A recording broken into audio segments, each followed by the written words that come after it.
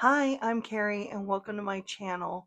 Today I am going to talk about the Rhythm and Soul deck study that I did because I mentioned it in my August wrap up if you happen to catch that. And if you're new, welcome. I talked about this in my August wrap up. I had like a week, I don't know, I can't remember what I had. I had a week or two left in the study and a couple people asked if I would share about my study. So that's what I'm going to do in this video today, which will basically walk through the cards at the same time. Um, each one of my deck studies that I've ever done with either just one person or hosting for a group of people, the main or the core of the deck study, I should say, is reading the guidebook and studying the images. And I just thought this was going to be like any other deck study I've ever done, and that I was hoping that it would bond me in some way to this deck because I wasn't bonding to it. I never expected this deck study to turn out the way that it did. Um, the combination of Stacey's artwork and the write-ups in the guidebook and the songs that were picked for each one of these cards was a whole total immersive experience for me. May not be like that for anybody else. Maybe you might not feel that way about the songs paired with the imagery, etc. But for me personally, it was an experience like no other.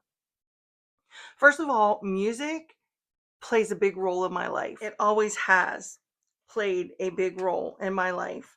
Um, I started band in sixth grade and I did concert and marching band all the way up through my senior year, competing, going to competitions, even went to Canada for a competition, was first chair for my section, my woodwind, my clarinet section. So it's always been a huge part of my life. And my grandparents are from the World War II generation.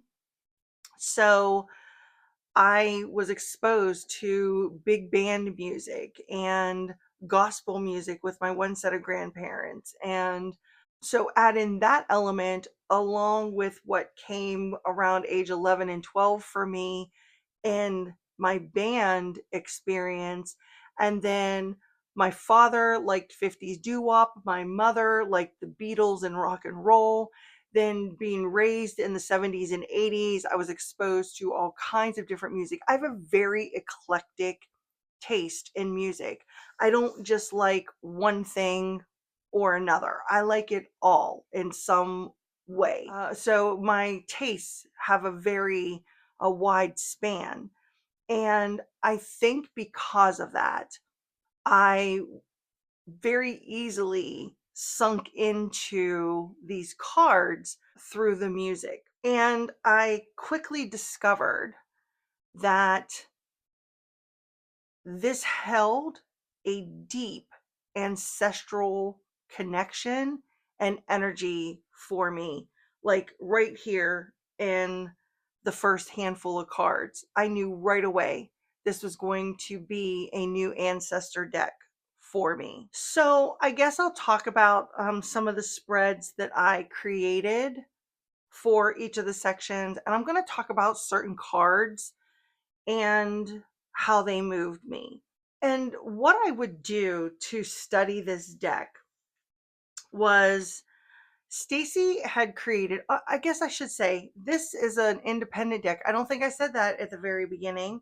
This is an independent deck, the Rhythm and Soul Tarot, created by Stacey Williams Inc. And she can be found, or this deck can be found at Le Panthier, I believe is how you pronounce that, .com. That's where all of Stacey's decks are, along with some other decks. Her guidebook talks about the porch cards, which I think there's like 7 or 8 porch cards. Each of the minor suits are changed. In case you've never heard of this deck before, each of the minor suits names are changed. Some of the majors are changed, but they all make sense. So I was fine with that. And each of the cards itself has a song that Stacey picked to go along with the energy of that card. And as far as I'm concerned, they were brilliant. Like I said, with the write up and the song and then path working the card, the whole experience was, I've never had an experience like that, I should say, deep diving or studying a deck. And each of the entries has this like little italicized section, which is a quote or something from someone. She has some of them marked, some of them you don't know necessarily where they've come from, but it just adds something else to the energy of that card. And I thoroughly appreciated reading through each one of those sections. I think this guidebook is done wonderfully. And I probably would not have read this guidebook front to back if I wasn't doing a study on this deck. And so I'm so grateful that I did, because it really did um, help pull me into the images, help me understand, where Stacy was, or what she was thinking, I should say, when she picked these images here. So I thoroughly appreciated the guidebook. The first porch card is this magician card, and this card, when I ended up path working it, the song that went along with this card was "It's Your Thing," the Isley Brothers. I just felt so unwelcomed by this magician, and I was like really taken aback by that, because I've never felt that kind of energy from a magician card. Like, what are you doing here? Who do you think you are? That was the kind of energy that I was picking up when I was path working this card with that song and everything. It was something. It was an experience. But then I moved on to, the high priestess here, and I felt welcomed into her swamp. Like, she would share with me a little bit, but not much of her knowledge. This mammal card meant a lot. And the thing is, before I ever got to like the mammal and papa card, or papa, however you want to say this, I already felt ancestral energy leaking out and like into my atmosphere from these cards. But all the grandkids call my mother mammal, all of them. I don't know why. I don't know how it came about, but we never, growing up as children, called our grandparents that. We called them grandma or grandmother, usually grandma and their last name, is how we addressed them. But all the grandkids, all five of my mom's grandkids, call her mama. So I knew right then, already feeling that energy, that this was for sure like the link to the ancestral energy here. The Papal card, or the Papa card, I love this as the Emperor, because my grandparents, my grandfathers, they were stern. I told, they come from like this different time, and they were stern. You knew what their rules were for their house. You knew what you could and could not get away with on their property, in their home, etc. Grandma might let you slip a little bit here and there, but don't, let grandpa know about it. But this, while he feels like he's inviting, that, you could come up and sit and talk to him, there was almost also like a sternness about him, which goes really well with that emperor energy. And it brought me back into my grandparents and my grandfather's energy and everything with this card. Same thing with this preacher. Now, the church I went to, they were called ministers.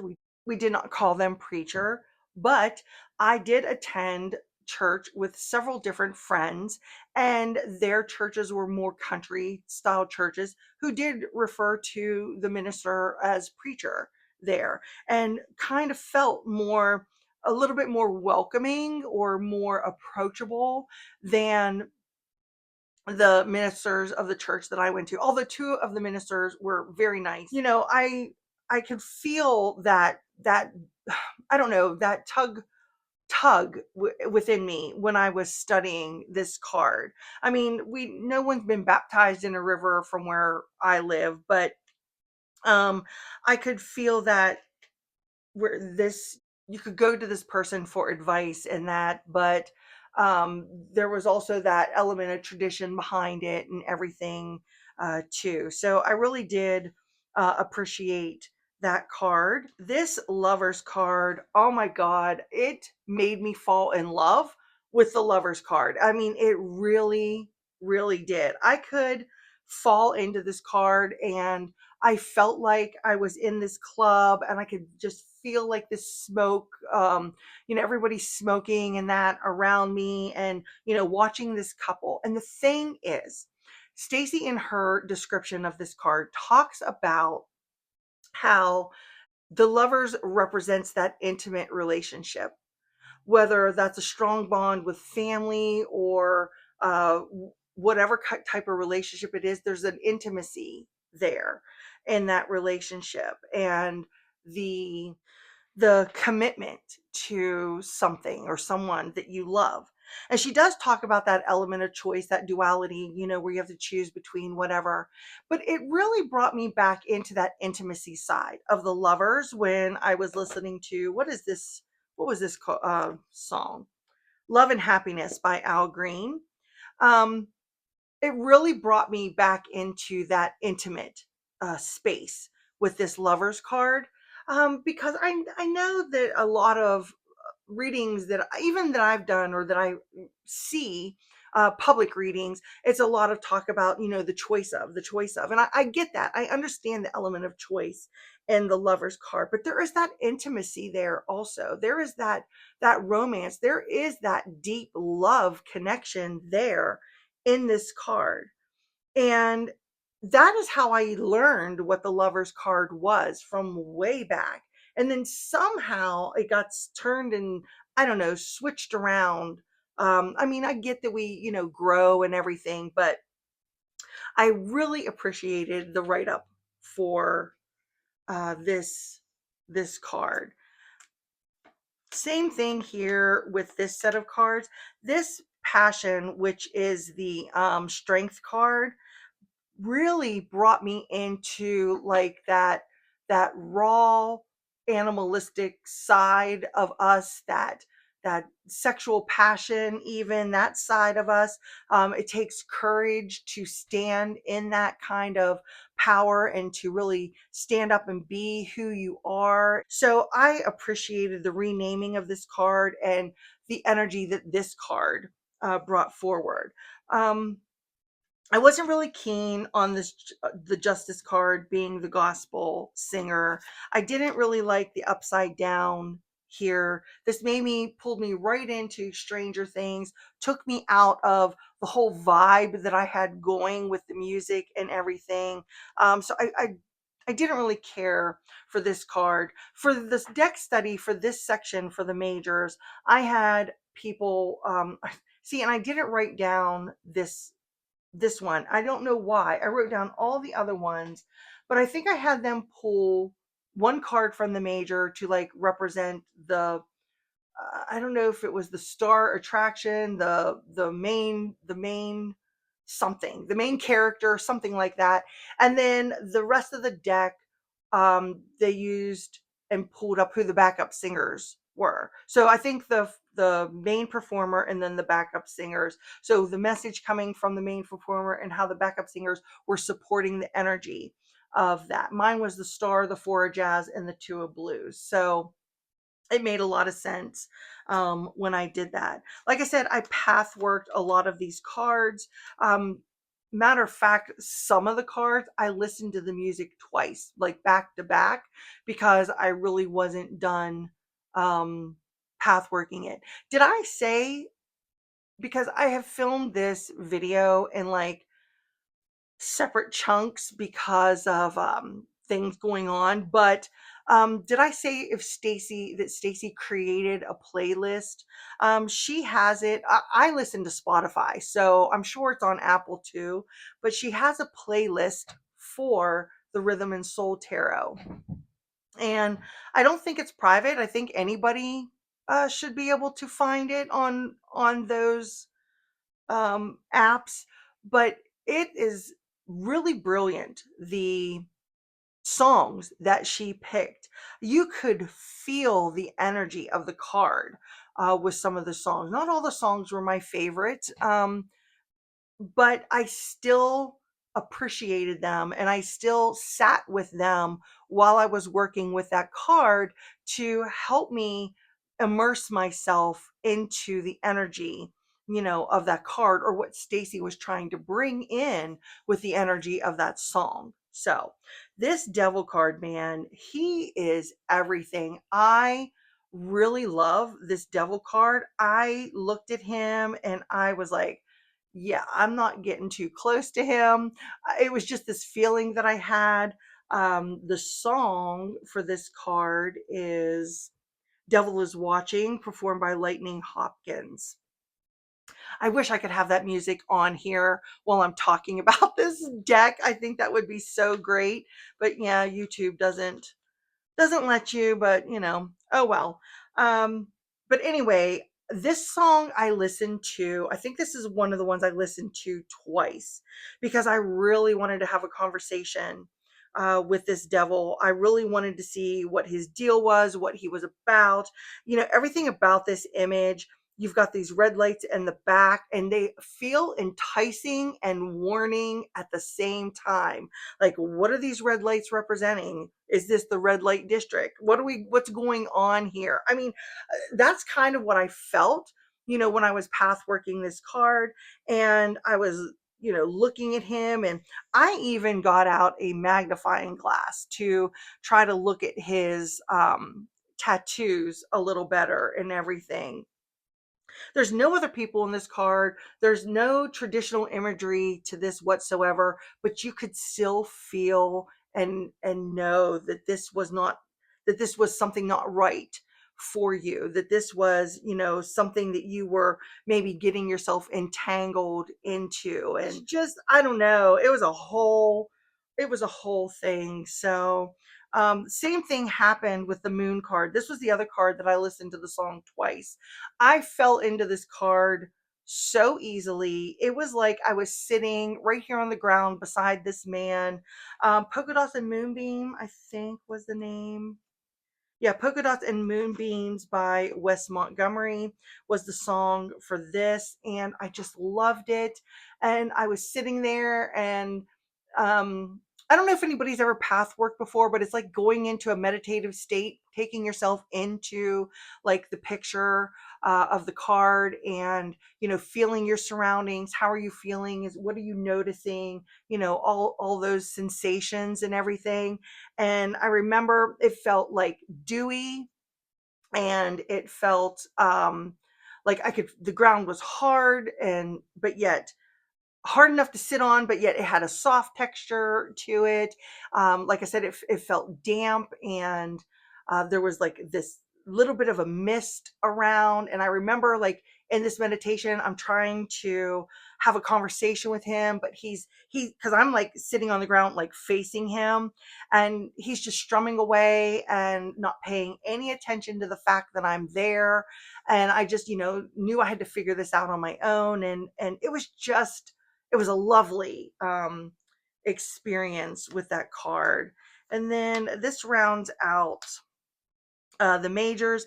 I did not like this one. Um, I don't know. It feels out of place with her dress and everything. However, the song that by the Doors, the end, was perfect for the world card. I mean, it was really great.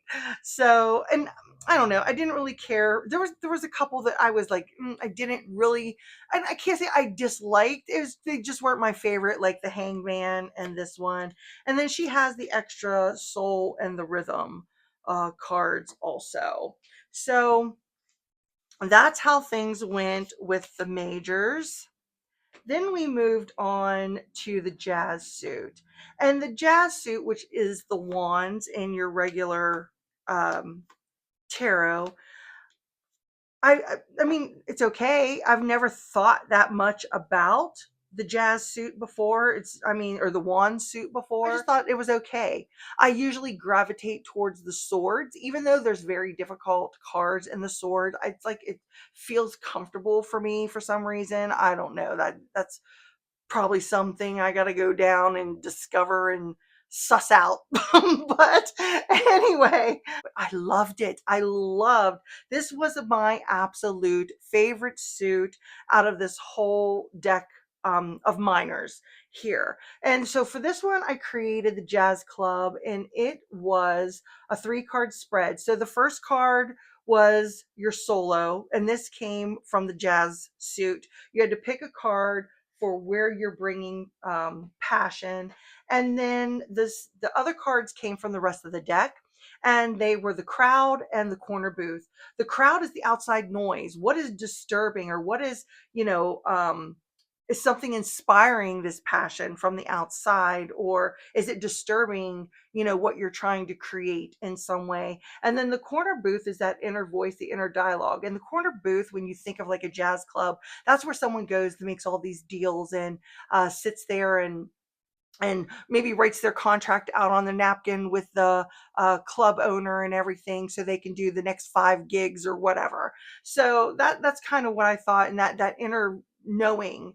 um and for me, it was the 10 of Wands, then the King of Roots and the King of Jazz both came out, and the 2 of Wands. So I had a lot of wands that came out for that reading, which was really interesting.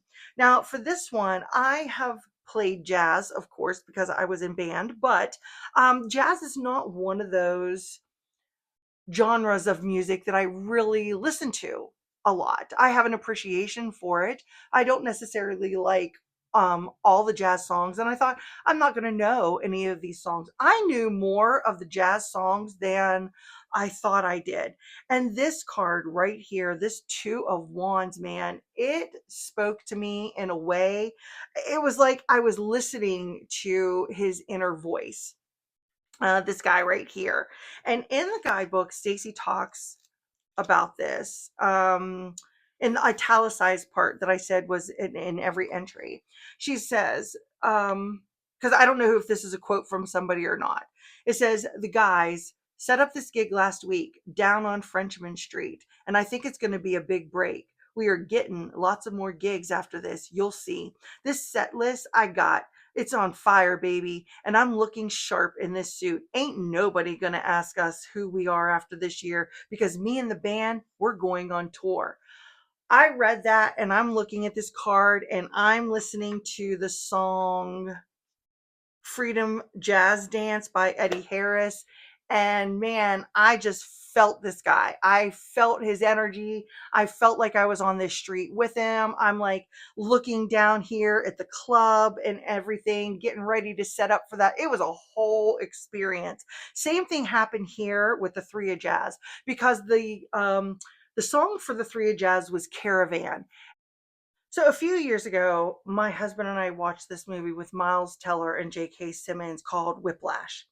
And he was a drummer. Miles Teller was a drummer in this jazz band, and J.K. Simmons was the,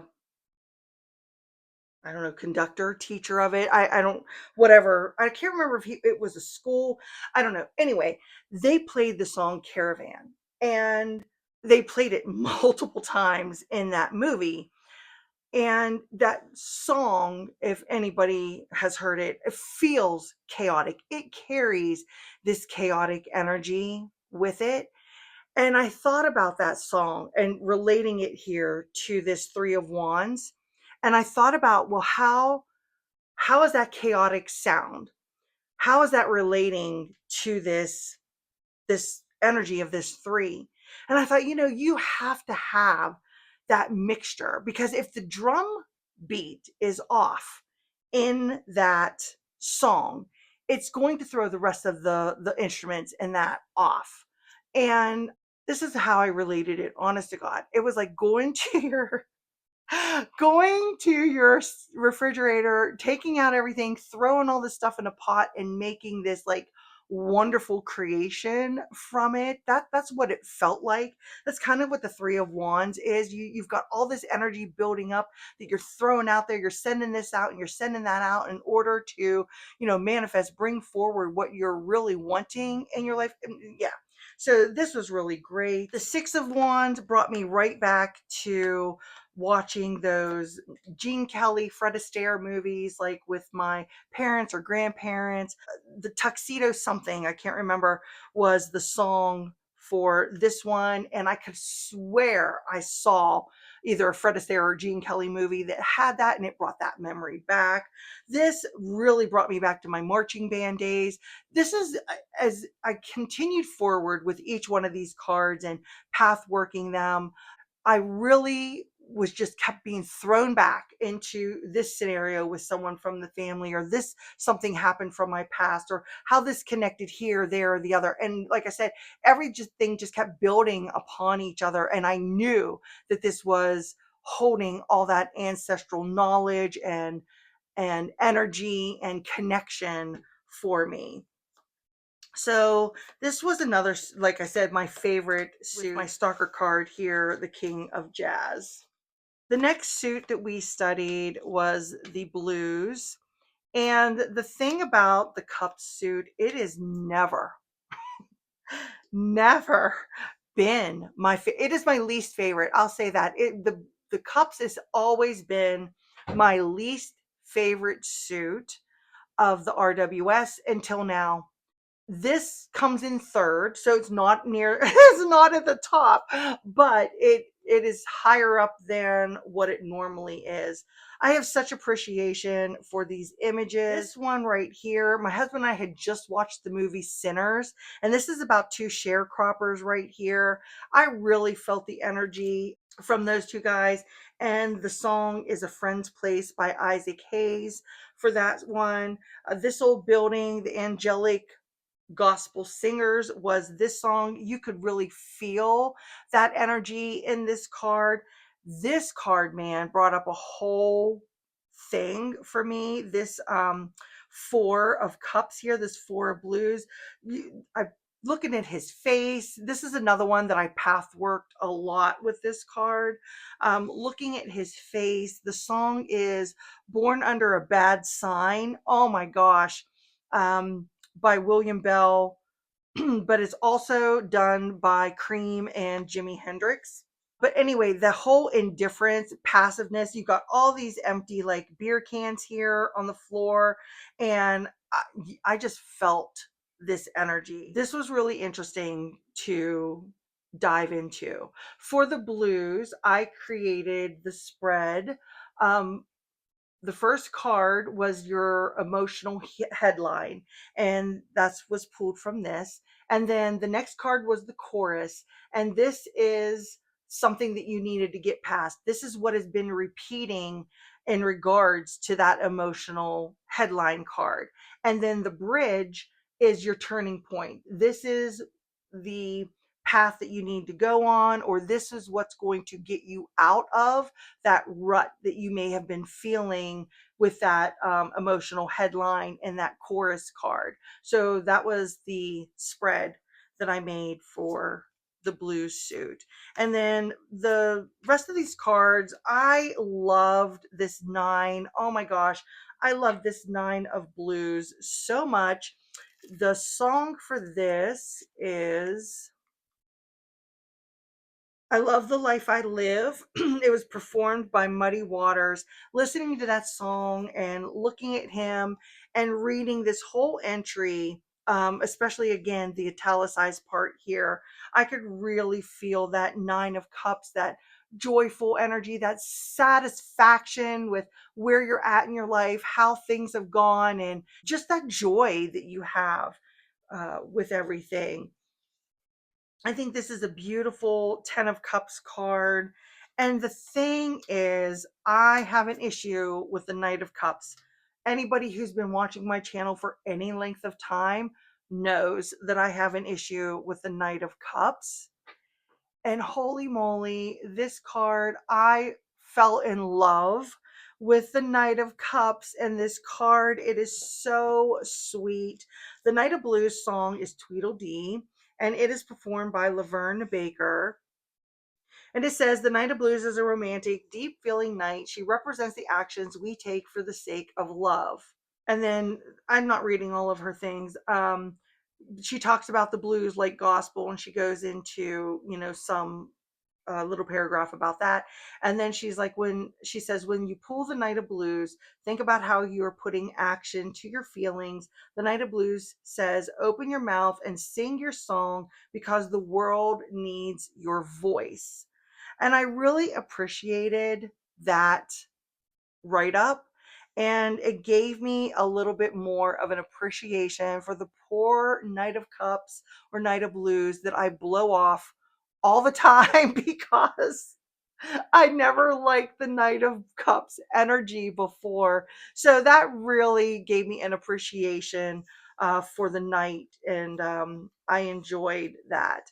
Each one of the kings and queens are an actual person, an actual famous person. So, in case you didn't know that, the Axis suit felt so different than anything else that I had already studied in the deck, because we're like really embedding ourselves in rock and roll here. And because of the imagery and the songs, I almost felt like it was Rebel Without a Cause almost. This really brings you into that James Dean energy. I wasn't born in the time when his movies were like, the popular thing or anything, but I know who James Dean and that is. And that's kind of really what I felt with this, especially this. I love that he has a tear coming down his cheek here, and this five of axes. These two almost feel, like they go together. These songs I really enjoyed too. I knew these songs a little bit because, like I said, my father like doo wop and everything. Um, there was Heartbreak Hotel. My father was a huge Elvis fan. I have seen every single movie Elvis has ever made like 10 times over. I've watched every single one of those. So this is Heartbreak Hotel. This one was Leader of the Pack. Oh my God, you could feel the Leader of the Pack energy over here. I didn't path work as deeply with these cards as I did the others. This I would have to label as my least favorite. It goes jazz, roots, blues, and then the axes. There's absolutely nothing wrong with these. There's nothing wrong with the write ups. I still was pulled into the imagery through the song and the write ups and the guidebook and everything. It just didn't hit me in exactly the same way as the others did. I really enjoyed her take on the seven here. She has the same keywords: dishonor, trickery, cheating, untruths, and everything. And she talks about stealing of songs and then them remixing and being made into, other things back here with regarding that album cover on the front. So that was really interesting reading all about that because that was something that I didn't know. Pretty sure it was the Knight of Axes that I enjoyed the write up. The song is Rip It Up by Little Richard. The thing that she pointed out that I missed actually when I first looked at this card was how the guitar is not plugged in to an amp. So is all his efforts just a fantasy, or is he practicing for the real thing in his head? And that made me really pause and stop and take a closer look at the image, and I would have missed that. I really would have missed the fact that there was no amp for that guitar. So I'm glad that she pointed that out in the guidebook because it brings something else to that imagery for this card. But this was okay. Did I say what I did for my 3 card reading for that? If I did, I'll cut this section out. But The card from the Axis suit was the riff. This is the truth that was breaking through. Then the amplifier or the amp, the energy behind that truth. Why is this truth coming out at this time? And then the mic drop, the consequence of the truth. So, how is that truth going to be received? What's going to happen if you bring that forward? And that, so that was really interesting. The cards that came out, I had the Six of Swords and the King of Swords came out together. Then I had the Queen of Cups and my consequences. Oh, it was the Passion. I had to read through my entry. It was the Passion card and the Magician card. And I thought it was interesting that the Magician showed up as the consequence because if you remember, I said that I did not feel invited in since the Magician was a porch card. I did not feel invited by that magician like a vampire invited in. But I didn't. So it was interesting that he showed up as a consequence in the mic drop reading or the Axis reading. And then the final suit is the Roots. This was my runner up to the Jazz. And my God, did I love this! I loved everything about this. This is really centered on country music. And again, interrupted. Did I mention that I live in the Appalachia region? So this the cards in this suit really hit home for me. The one that had me in tears is the two. This two of roots. I was just like, okay, so she has two floating records above her, and then, like this static electricity almost like around the imagery of the records. Then you got this table and this mirror behind her. But the write up for this was so good. The song is She's Got You by Patsy Cline. I had tears rolling down my face while I'm listening to this song and reading Stacey's write up. So the italicized part says, I didn't know whether I should stay in that old house anymore. Every day I work my fingers to the bone, and for what?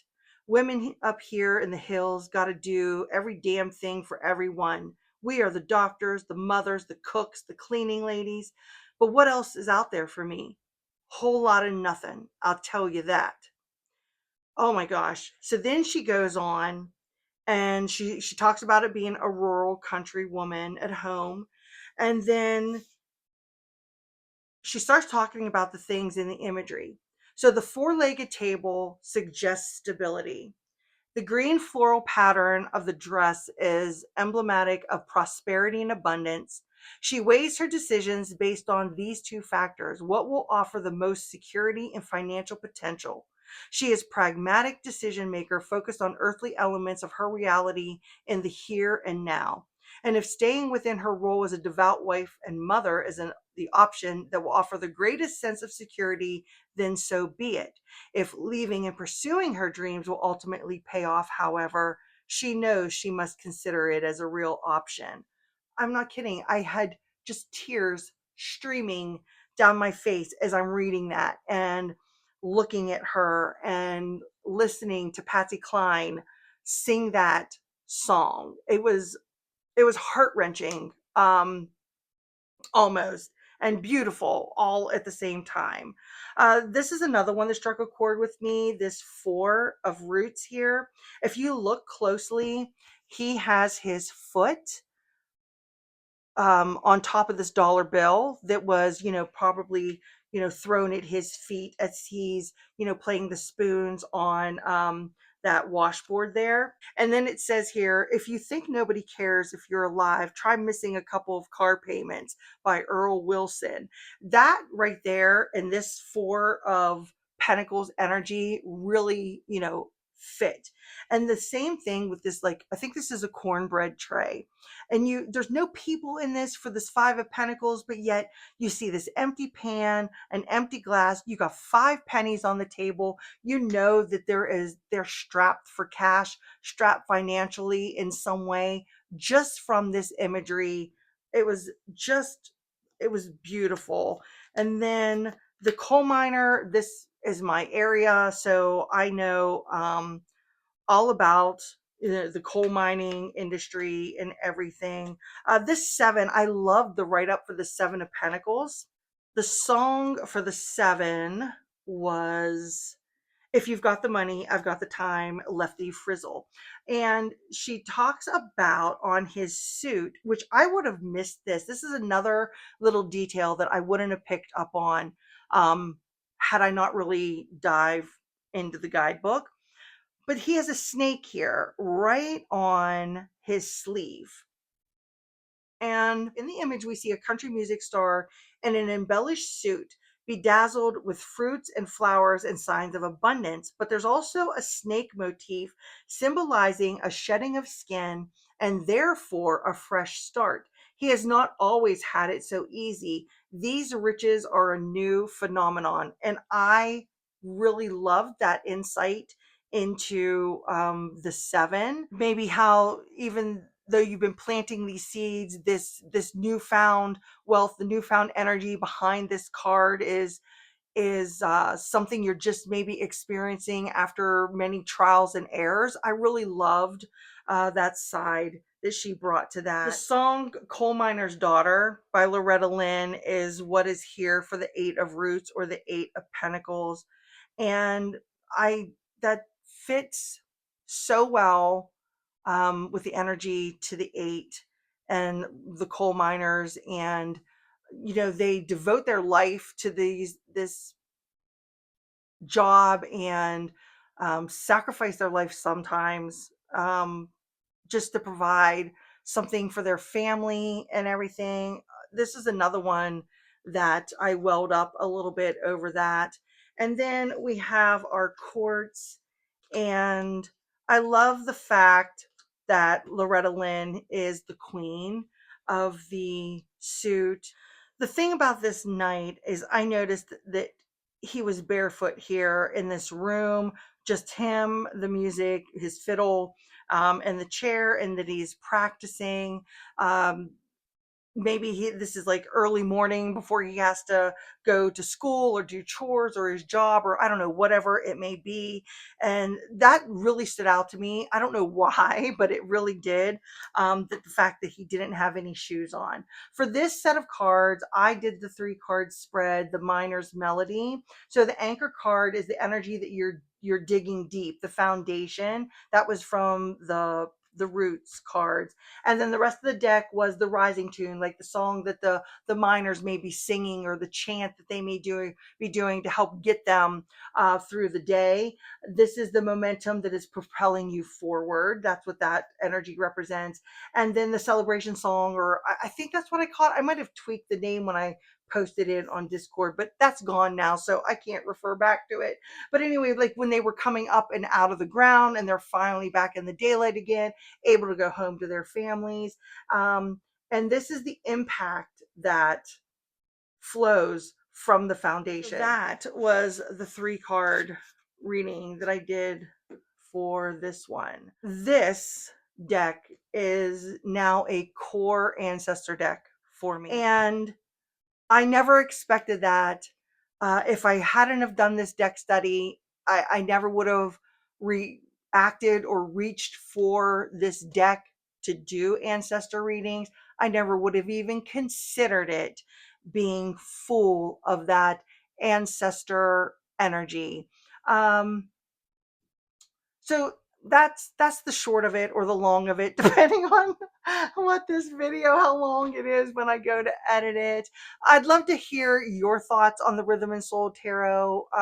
Have you connected to it in any way, or bothered to study it in a deeper manner than just doing some readings with it? Share with me in the comments below. I love to hear what you guys are doing in your practice. Thanks so much for hanging out with me today. I really appreciate you being here for my long-winded rambles about this this deck and everything. Please do all the YouTube things, like, subscribe, and comment if you choose to do so. I really do appreciate when you take the time to do that for me. And until I see you next time, bye.